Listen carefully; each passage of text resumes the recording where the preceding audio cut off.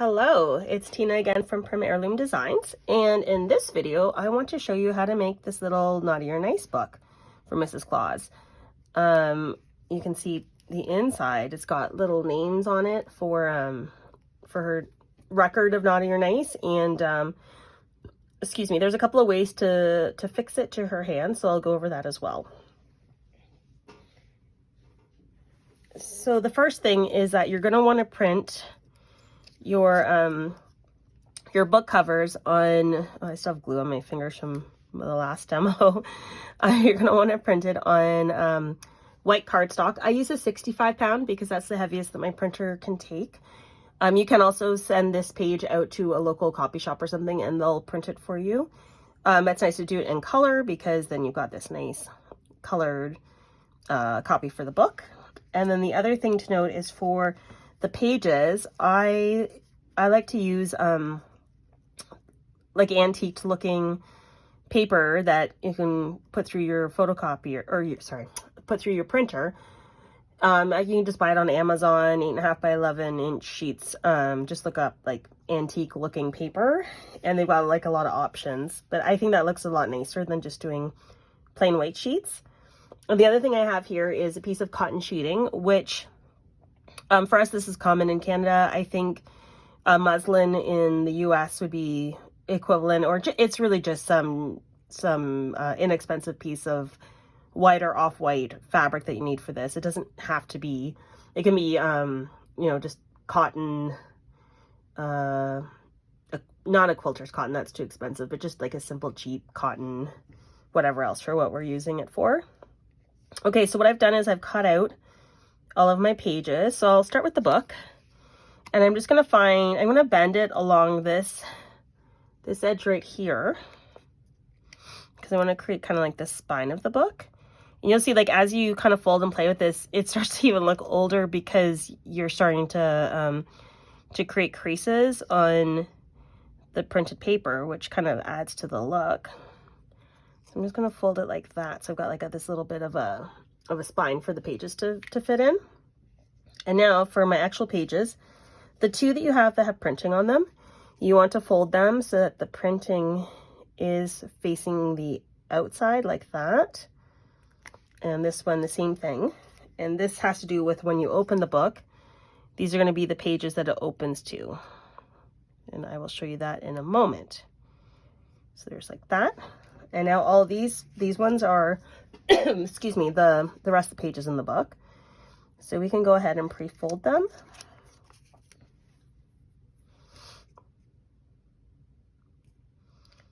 Don't have to be super perfect or anything. Just do how you want.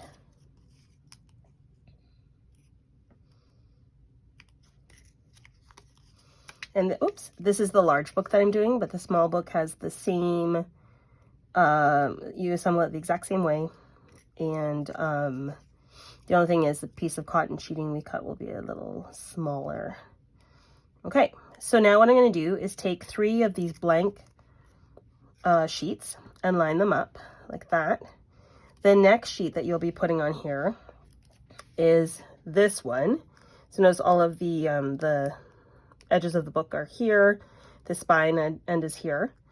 Then you're going to take this other one, see how this is the bend, and you got to flip it this way so that all your bends are on this side and your loose sheets are on that side. And then you're going to top that with your 3 more regular sheets of paper. So now I know right now I've got this oriented the correct way so that the writing is facing the way, just so that I know when I put it this on that that's the right orientation. I'm going to take quilter's clip. Oops, these are quite handy for this. I'm just going to hold it like that and put it aside like that so I know it's oriented correctly. Then I'm going to take my cotton sheeting, and you just need like a little piece for such a little book. Do it about that big. And I'm just going to double check because this is going to be kind of going around to bind it together, and that looks really good. So I'm just going to measure that in case you want to know what I did. If I remember, I'll add this to the instructions, but this piece is about 30 millimeters in length by about 17 millimeters tall. And again, this is for the larger book. So now you're going to go back. Again, I know which way my top and bottom is. I'm going to add a bunch of glue along here, and I want to make sure I hit every page. And then I'm going to take this piece and really stick it in there. See, that's a good amount of glue because I don't want my pages falling out. And there. Now, if you don't want to get glue on yourself, you can press it like that.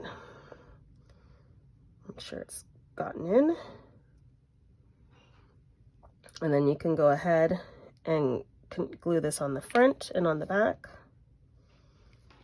Just with a little small smear, we'll say. Okay, easy. And now, if you want to see what the inside looks like, sorry, and then if you end up with some little strays, you can just cut them off. This is like a really simple way of doing a book. I mean, it looks better when you sew it in place, but this is such a small book. I think that'd be really hard. So you see how, oops, there we go. Right side up again. When you open up, you see the names and such of her holding it. So that's kind of what the goal was. So now I've got my names are facing the correct way. My book covers the correct way. So I want to insert this in that way. I want to kind of make sure that I'm centered top to bottom. There's going to be a little bit of overlap on all the edges, which is good. So I kind of want to do it there. So now again, I'm going to re-glue along here so that I can attach that spine.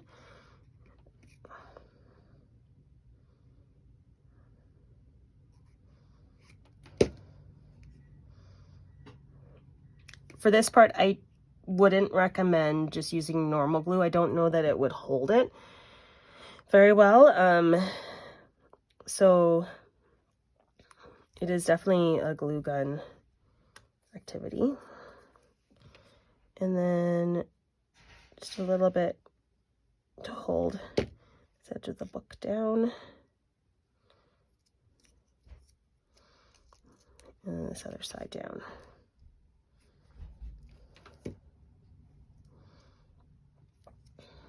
Okay, it's looking really good. So now I'm going to grab something like a pen or something, and I'm going to find my center page again. And I'm going to just start to try to like form it so that it's opening up kind of where you want her to hold it. So I like to wrap it a little bit around with a marker or something. Okay.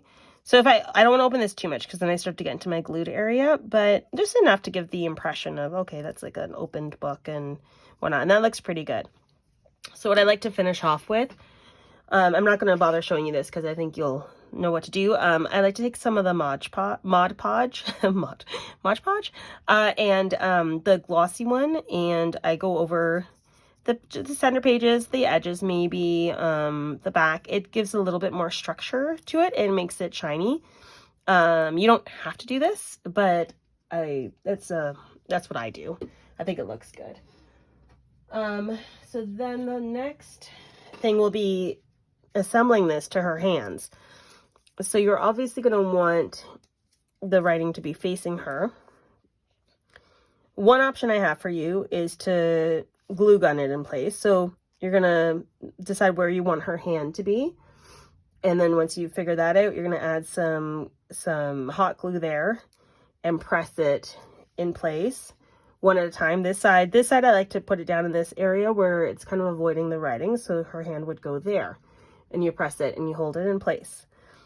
I don't know if it's because I add the Mod Podge or if it's just the nature of this particular paper I use, but it never holds the first time. It always eventually falls off, and then I do it a second time and it holds just fine. So just keep that in mind that you may have to do it twice, but that is, for me, that's my preferred way.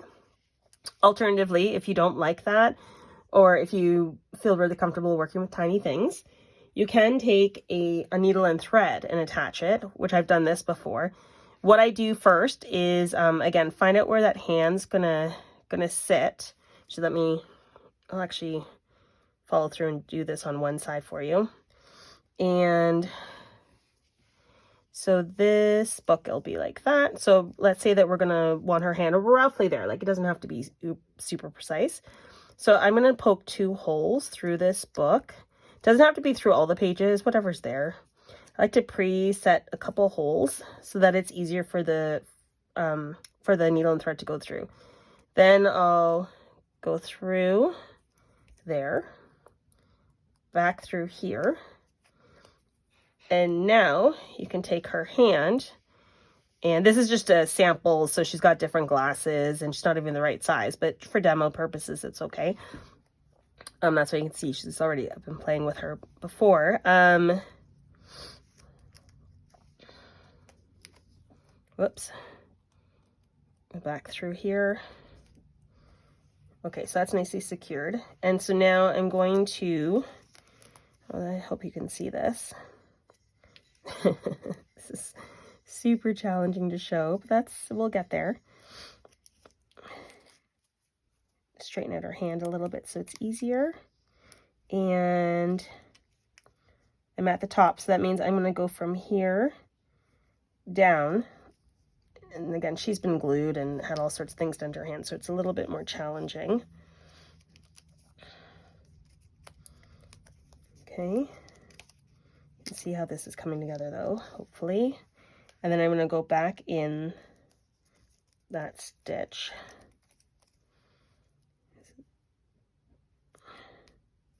So I think you can kind of see, if I hold it back like this, how I've got the thread, it started here, and you're kind of like looping it around. You can do several passes if you want, but that'll really, like once I knot off and stuff, and then you can form her arm around it, that will really hold that book into place. So that's just another option for you. That's how I do the ones for my Father Christmases, to keep them really secure. So yeah, so whatever your preference is. If you've already glued the book in place, then it fell off and you decided that you wanted to do the needle method, just keep in mind it's really hard pushing through the needle through hot glue gun because it's almost like plastic. So you may run into that problem. So you might have to do like work around a little bit, but it's better to make the decision ahead of time if you're going to do it this way or the other way. Okay, so I think those are all the little steps I needed to show you. So have fun making her. She is adorable, and I already have an idea on the next 2 for this series. So have fun making her. Thanks again. Bye.